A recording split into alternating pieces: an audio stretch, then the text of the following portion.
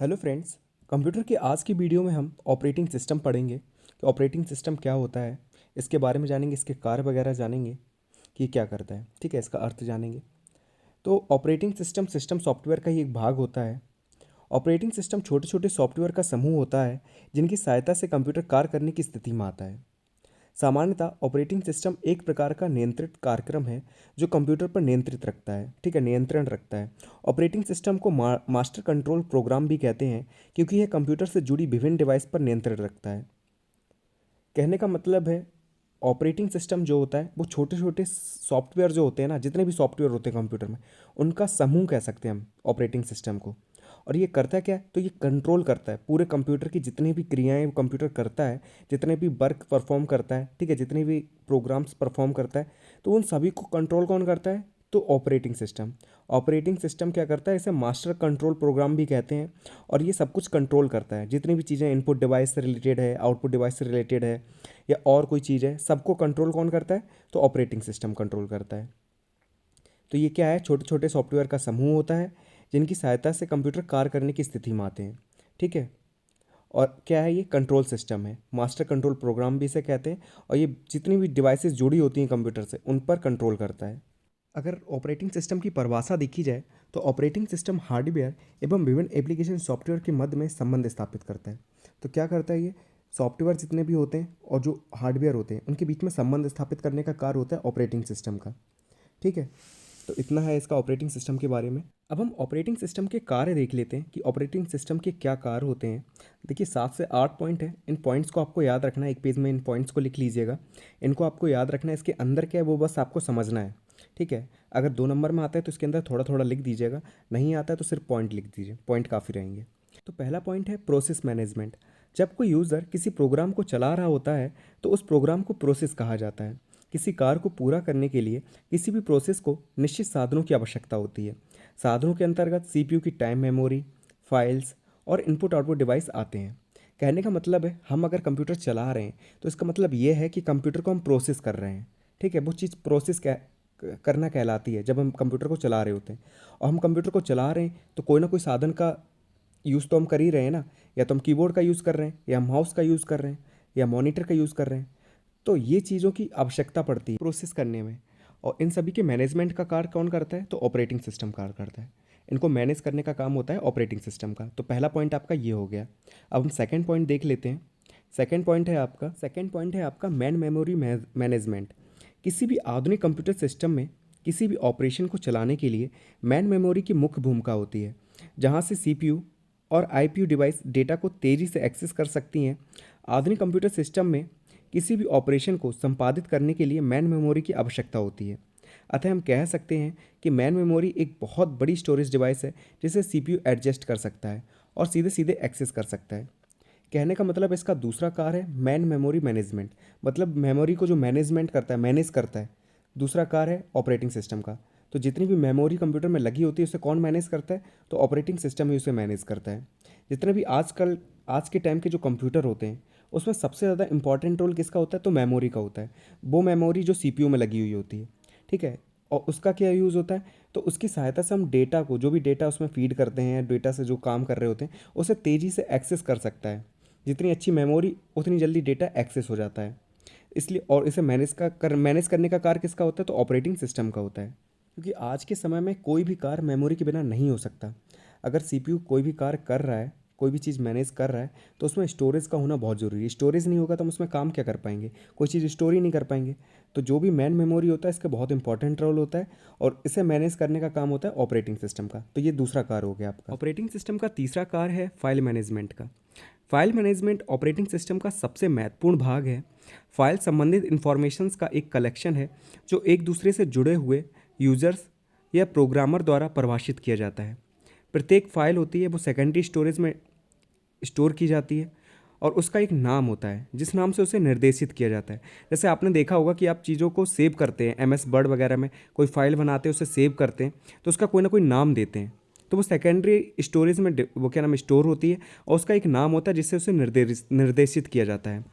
प्रत्येक file secondary storage device में किसी डायरेक्टरी के अधीन स्टोर की जाती है। प्रत्येक फाइल की अपनी प्रॉपर्टीज़ होती हैं। फाइल मैनेजमेंट के संदर्भ में ऑपरेटिंग सिस्टम निम्नलिखित कार्यों के लिए उत्तरदायी है। इन कार्यों को देख लेते हैं। तो पहला, फाइल्स को क्रिएट तथा डिलीट करने के लिए, ठीक है, फाइल जो आप क्रिएट कर रहे हैं और डिलीट कर रहे हैं ये भी फाइल मैनेजमेंट के अंतर्गत आता है। डायरेक्टरीज़ को क्रिएट और डिलीट करने के लिए भी मैनेज करता है ये। फाइल्स को सेकेंडरी स्टोरेज में स्टोर करने के लिए भी ये उत्तरदायी है, और फाइल्स को बैकअप प्रदान करने के लिए भी ये उत्तरदायी। बैकअप से मतलब अगर फाइल डिलीट हो जाती है तो कहीं ना कहीं तो वो बची रहेगी ना, किसी न किसी जगह स्टोरेज हो जाएगी, जैसे आपने रिसाइकिल बिन का नाम सुना होगा, उसमें स्टोर हो जाती। तो इन सभी चीज़ों को जो भी मैनेज करता है तो वो ऑपरेटिंग सिस्टम ही करता है, ठीक है। तो फाइल मैनेजमेंट का कार्य भी ऑपरेटिंग सिस्टम ही संभालता है, इतना आपको याद रखना है। आप अगर पॉइंट्स याद रख लेंगे तो पॉइंट्स आप सीधे सीधे निकाल सकते हैं। फाइल मैनेजमेंट मतलब फाइल को मैनेज करना, ठीक है। तो ऐसे करके आप मैनेजमेंट जिसमें भी लगा आप समझ लीजिए उस चीज़ को वो मैनेज करता है ऑपरेटिंग सिस्टम। तो आप उनके बारे में थोड़ा 2-3 लाइनें आराम से लिख सकते हैं। तो आप समझ गए होंगे कि प्रोसेस करने का काम किसका है, तो ऑपरेटिंग सिस्टम का है। फाइल मैनेजमेंट का कार्य किसका है, तो ऑपरेटिंग सिस्टम का है, ठीक है। इनपुट आउटपुट डिवाइस और उनके बीच में जो संबंध स्थापित करता है वो भी कार्य कौन करता है, तो ऑपरेटिंग सिस्टम करता है। तो ये सारे कार्य ऑपरेटिंग सिस्टम के हैं। और देख लेते हैं और कौन कौन से कार्य हैं। तो 3 पॉइंट्स तो आपको याद हो गए होंगे, आगे के पॉइंट्स देख लेते हैं। नेक्स्ट कार्य है इनपुट और आउटपुट सिस्टम मैनेजमेंट, ठीक है। तो इनपुट और आउटपुट डिवाइस को जो मैनेज करता है वो भी कार्य ऑपरेटिंग सिस्टम का है।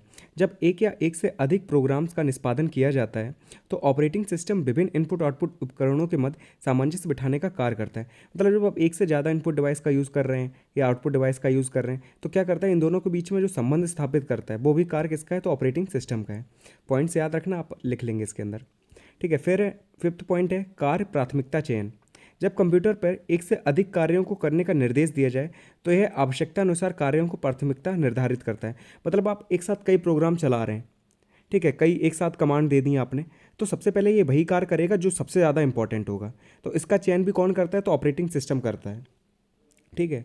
तो आप अगर मतलब 2 से 3 प्रोग्राम एक साथ चला रहे हैं और आपने कमांड दे दी कोई, तो वो सबसे पहले वही कार्य करेगा जो सबसे ज़्यादा इंपॉर्टेंट होगा। छठा कार्य है इसका संचार का। तो ऑपरेटिंग सिस्टम कंप्यूटर सिस्टम और यूज़र के मध्य संचार करने में भी ये सहायता प्रदान करता है। तो संचार करने का कार्य भी किसका है, ऑपरेटिंग सिस्टम का ही है।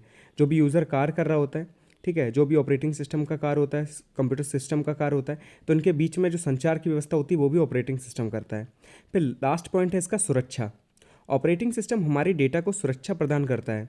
यह डेटा व अलग अलग प्रोग्राम को इस प्रकार प्रबंध करता है, मतलब ऐसे मैनेज करता है चीज़ों को कि वे एक दूसरे में बाधा उत्पन्न ना कर सकें। और कई ऑपरेटिंग सिस्टम फाइल की सुरक्षा प्रदान करते हैं। कहने का मतलब है सुरक्षा करने का कार्य भी ऑपरेटिंग सिस्टम का है। ये इस तरह से चीज़ों को मैनेज करता है, ऐसे फाइलों को रखता है, स्टोर करता है कि चीज़ों की सुरक्षा हो सके। कोई अवैध यूज़र जो होते हैं ना, जो बाहर से कोई यूज़र अगर उसने चुराना भी चाहे तो वो चुरा नहीं सकता है, ठीक है, हैक करना चाहे तो हैक नहीं कर सकता। तो काफ़ी उन्हें सुरक्षा प्रदान करते हैं। इसका कार्य भी ऑपरेटिंग सिस्टम का ही होता है। जैसे आपने देखा होगा एप्पल का अपना अलग से ऑपरेटिंग सिस्टम चलता है। जैसे हम लोग एंड्रॉयड में अलग ऑपरेटिंग सिस्टम यूज़ करते हैं, वैसे ही एप्पल वालों का अपना अलग ऑपरेटिंग सिस्टम होता है। तो वो क्या करते हैं, सुरक्षा प्रदान करते हैं ताकि कोई अलग यूज़र, बाहर का यूज़र उनके डेटा को चुरा ना सके। तो ये कार्य होते हैं ऑपरेटिंग सिस्टम के। तो इन पॉइंट्स को आपको याद रखना है। प्रोसेस मैनेजमेंट, फाइल मैनेजमेंट, संचार, सुरक्षा, इनपुट आउटपुट मैनेजमेंट, तो ये सारे कार्य किसके हैं, ऑपरेटिंग सिस्टम के हैं। अब हम ऑपरेटिंग सिस्टम के प्रयोग तथा लाभ देख लेते हैं। तो सबसे पहले प्रयोग देख लेते हैं कि ऑपरेटिंग सिस्टम के क्या क्या प्रयोग हैं। पहला, यूज़र तथा कंप्यूटर के मध्य अंतःक्रिया को आसान बनाने के लिए, ठीक है, यूज़र जो काम कर रहा है उस पर और कंप्यूटर के मध्य में जो अंतःक्रिया हो रही है उसे आसान करने के लिए, ताकि वो जो यूज़र कार्य कर रहा है उसे चीज़ें आसान लगें और वो अच्छे से ऑपरेट कर पाए कंप्यूटर को। दूसरा, इलेक्ट्रिक पावर ऑन करने पर कंप्यूटर के स्वतः संचालन में सहायता करता है। मतलब जैसे ही आप कंप्यूटर को ऑन करते हैं तो उसमें कई चीज़ें होती हैं, ठीक है, तो उससे क्या करता है, आसान कर देता है ऑपरेटिंग सिस्टम, क्योंकि ऑपरेट तो वही कर रहा है ना जो सिस्टम उसमें लगा हुआ है। फिर थर्ड है कंप्यूटर के प्रोग्राम को लोड करने तथा समय का निर्धारण करने में, कि कौन सा प्रोग्राम लोड करने में कितना समय लगेगा और कोई प्रोग्राम जब आप उसे ऑन कर रहे हैं तो उसमें कितना टाइम लगेगा। आपने देखा होगा जब MS वर्ड ऑन करते हैं तो उसमें कम से कम 10 से 20 सेकेंड लगते हैं ओपन होने में, या फोटोशॉप ऑन करते हैं तो उसमें कुछ टाइम लगता है। तो सभी का समय निर्धारित, ठीक है, पहले से ही निर्धारित है। फिर इनपुट तथा आउटपुट डिवाइस को नियंत्रित करने में, ठीक है, तो ऑपरेटिंग सिस्टम का ही कार्य होता है। इनपुट और आउटपुट को डिवाइस को जो कंट्रोल करते हैं वो कौन करता है, तो ऑपरेटिंग सिस्टम ही कंट्रोल करता है। फिर है मैन मेमोरी को यूज़ करने के लिए प्रतिबंधित करने के लिए, तो मैन मेमोरी का यूज़ को भी कौन करता था, तो ऑपरेटिंग सिस्टम ही इसे कंट्रोल करता था, मैन मेमोरी को। फिर है यूज़र को कार्यक्रम के लिए सुरक्षा प्रदान करने में, तो जो भी हमने इससे पहले पढ़े थे कार्य वही प्रयोग में भी आ जाएंगे, ठीक है, वही सारे प्रयोग में आ जाएंगे। तो यूज़र के कार्यक्रम को सुरक्षा कौन प्रदान करता है, तो ऑपरेटिंग सिस्टम करता है। तो ये कुछ पॉइंट्स हैं। तो लाभ का तो आपको पता चल ही गया होगा। एक तो सिक्योरिटी प्रदान करता है। सिक्योरिटी से मतलब क्या होता है, आपने देखो होगा जब आप यूट्यूब क्या नाम वो चलाते हैं, फेसबुक चलाते हैं या इंस्टाग्राम चलाते हैं, तो उसमें आप आईडी पासवर्ड डालते हैं, तो उसी पासवर्ड से होता है कि आपका पासवर्ड से वो क्या हो, पहले से बंधा हो, ताकि कोई और एक्सेस ना कर ले उसको, ठीक है, कोई और ना चलाने लगे आपकी चीज़ को। तो भाई होता है सिक्योरिटी का तात्पर्य पासवर्ड तथा अन्य तकनीकी से है जो प्रोग्राम में अवांछित एक्सेस को रोकता है ताकि और कोई यूज़ ना कर सके आपका आईडी। फिर सेकंड है सिस्टम परफॉर्मेंस को नियंत्रित करता है, जो भी आप परफॉर्म कर रहे हैं उसमें, तो उसे कंट्रोल कौन करता है, तो ऑपरेटिंग सिस्टम करता है। फिर है कि श्रोता और ऑपरेटिंग सिस्टम के बीच में जितना समय लग रहा है उसे कंट्रोल भी यही करता है। फिर है सॉफ्टवेयर यूज़र के मध्य समायोजन स्थापित करता है, ठीक है, उनके बीच में जो यूज़र है और जो सॉफ्टवेयर है इनके बीच में संबंध स्थापित करता है ऑपरेटिंग सिस्टम। फिर है प्रयोगकर्ता की सूचना गोपनीय व सुरक्षित रखता है, तो जो भी सूचना वगैरह है उन्हें सुरक्षित रखने का कार्य भी ऑपरेटिंग सिस्टम का है। तो ये सारे लाभ हैं, तो आप कार्य याद रख लीजिए और प्रयोग याद रख लीजिए, ठीक है, उन्हीं को बना के लिख देंगे तो वो लाभ में भी आ जाएगा, कुछ अलग नहीं है पॉइंट्स, वही सेम पॉइंट्स हैं। अब ऑपरेटिंग सिस्टम के प्रकार देख लेते हैं कि कितने प्रकार के ऑपरेटिंग सिस्टम पाए जाते हैं। ये दो प्रकार के ऑपरेटिंग सिस्टम यहाँ पे पाए जाते हैं। पहला प्रयोग के आधार पर, दूसरा प्रोसेसिंग के आधार पर। प्रयोग के आधार पर 3 तरीके के होते हैं ऑपरेटिंग सिस्टम। पहला होता है single user single tasking user system, ठीक है, क्या होता है single user single tasking user system. इसमें क्या होता है, यह साधारण प्रकार का ऑपरेटिंग सिस्टम होता है। इसमें सिंगल यूज़र ही कंप्यूटर पर कार्य करता है और एक समय में एक ही कार्य किया जा सकता है। कहने का मतलब है सिंगल यूज़र से आप समझ में आ रहा होगा आपको कि सिर्फ एक यूज़र होगा, ठीक है, जैसे कि मैं या आप अकेले कार्य कर रहे हो कंप्यूटर पे, तो वो कहलाएगा सिंगल यूज़र। और सिर्फ एक ही कार्य कर सकते हो तो सिर्फ क्या कहलाएगा, single user single tasking user system, ठीक है। जब एक व्यक्ति एक समय में एक ही कार्य कर सकता है तो वो कहलाता है सिंगल यूज़र सिंगल टास्किंग। दूसरा क्या है, single user multitasking operating system. इसमें क्या होता है, यूज़र तो एक ही होता है परंतु एक समय में एक से अधिक कार्य कर सकता है, जैसे डेटा टाइपिंग के साथ साथ म्यूजिक सुनना, इमेज स्कैन करना या कई फाइल्स प्रोग्राम को ओपन करना। तो एक समय में एक से अधिक कार्य कर ले तो वो कहलाता है single user multitasking operating system. पहले वाला था single user single tasking operating system, यह है आपका single user multitasking operating system. अंतर क्या है, दोनों में एक ही व्यक्ति कार्य करेगा, लेकिन उसमें सिर्फ एक कार्य कर सकता है एक समय में, इसमें एक समय में कई कार्य कर सकता है, इमेज ओपन कर सकता है, म्यूजिक सुन सकता है, ठीक है, गेम भी खेल सकता है, तो कई कार्य कर सकता है इसमें। फिर तीसरा टाइप होता है आपका multi user multitasking operating system. तीसरा प्रकार है ये प्रयोग के आधार पर, multi user multitasking operating system. इस ऑपरेटिंग सिस्टम के अंतर्गत एक समय में एक से अधिक लोगों द्वारा कंप्यूटर पर कार्य किया जा सकता है।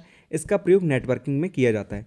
इसमें क्या होता है, मल्टी यूज़र में तो कई सारे यूज़र हो सकते हैं, उसमें आप अकेले थे, इसमें आप आपके दोस्त भी एक साथ कार्य कर सकते हैं, ठीक है, कई लोग एक साथ कर सकते हैं और कई तरीके के कार्य कर सकते हैं, ठीक है, गेम भी खेल सकते हैं, म्यूजिक भी सुन सकते हैं, टाइप भी कर सकते हैं, ठीक है, प्रिंट आउट भी ले सकते हैं, तो एक साथ कई कार्य कर सकते हैं और कई लोग कर सकते हैं, तो वो कहलाता है आपका multi user multitasking operating system.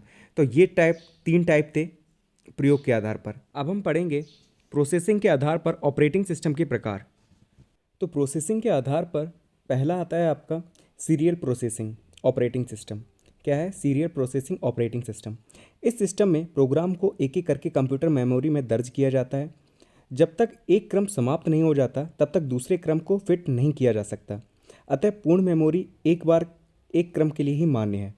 कहने का मतलब है सीरियल प्रोसेसिंग ऑपरेटिंग सिस्टम पहले के टाइम पे जो कंप्यूटर आए थे, जो द्वितीय पीढ़ी के थे, ठीक है, उस टाइम ये यूज़ होता था। उस समय क्या था कि ऑपरेटिंग सिस्टम बने ही नहीं थे, तो डायरेक्ट जो भी कम्युनिकेशन होता था वो पंच कार्ड के द्वारा होता था। ऑपरेटिंग सिस्टम थे नहीं, हम सीधे हार्डवेयर से कम्युनिकेट करते थे, हार्डवेयर के ज़रिए फिर पंच कार्ड के ज़रिए, इनकी सहायता से ही हम लोग किसी भी चीज़ को ऑपरेट करते थे। तो उसमें क्या होता था कि एक क्रम होता था, निश्चित क्रम। कहने का मतलब है जो इंस्ट्रक्शन हम पहले देते थे कंप्यूटर को, पहले उसे प्रोसेस करता था, उस पर जब वो कार्य पूरा हो जाता है तब वो दूसरे इंस्ट्रक्शंस को लेता। जैसे आपने एक निर्देश दिया उसे टाइप करने का, या आपने एक निर्देश दिया, दूसरा निर्देश दिया आपने प्रिंट निकालने का, तीसरा निर्देश और कोई दिया, तो वो क्या करेगा, पहले टाइप करेगा, जब टाइप की प्रोसेस पूरी हो जाएगी उसके बाद प्रिंट निकालेगा, प्रिंट निकलने की प्रोसेस पूरी हो जाएगी तो तीसरा कार्य करेगा। मतलब एक सीक्वेंस होता है सीरियल प्रोसेसिंग में, ठीक है। सीरियल से भी आप समझ सकते हैं कि एक सीरियल चलता है इसमें, पहले वाला काम पहले पूरा हो जाएगा, उसके बाद वो दूसरा काम लेगा, दूसरा पूरा हो जाएगा, उसके बाद वो तीसरा काम लेगा, ठीक है, एक क्रम चलता रहता है।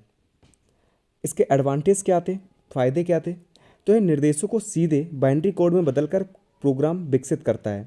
यह इनपुट और आउटपुट को नियंत्रित करता है। ठीक है, इनपुट और आउटपुट डिवाइस को ये कंट्रोल करता था और सीधे जितने भी आप इंस्ट्रक्शंस देते थे, निर्देश देते थे, उन्हें बाइनरी कोड में बदल देता था।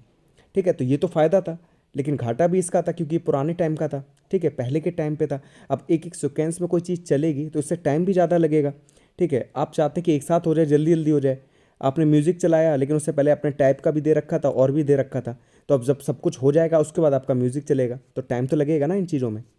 तो डिसएडवांटेज था इसका उच्च सेटअप समय, क्योंकि चलने में बहुत ज़्यादा समय लगता था, पुराने टाइम का था तो जल्दी सेटअप नहीं हो पाता था, बहुत ज़्यादा समय लग जाता था। और दूसरा था अत्यधिक डिवाइस ऑपरेशन। ठीक है, बहुत ज़्यादा समय लेता था।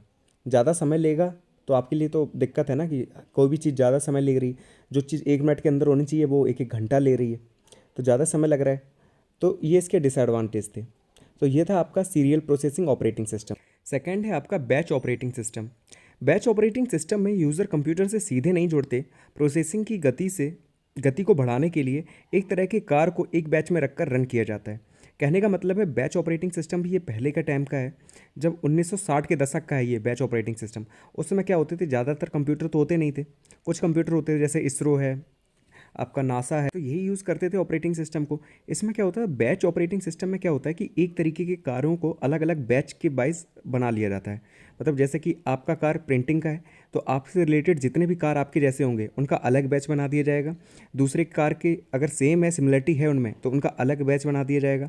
ऐसी अलग अलग बैच बना दिए जाते थे। एक ही तरीके के कार करता था ऑपरेटिंग सिस्टम, तो इससे क्या होता था कि स्पीड बढ़ जाती थी कार करने की।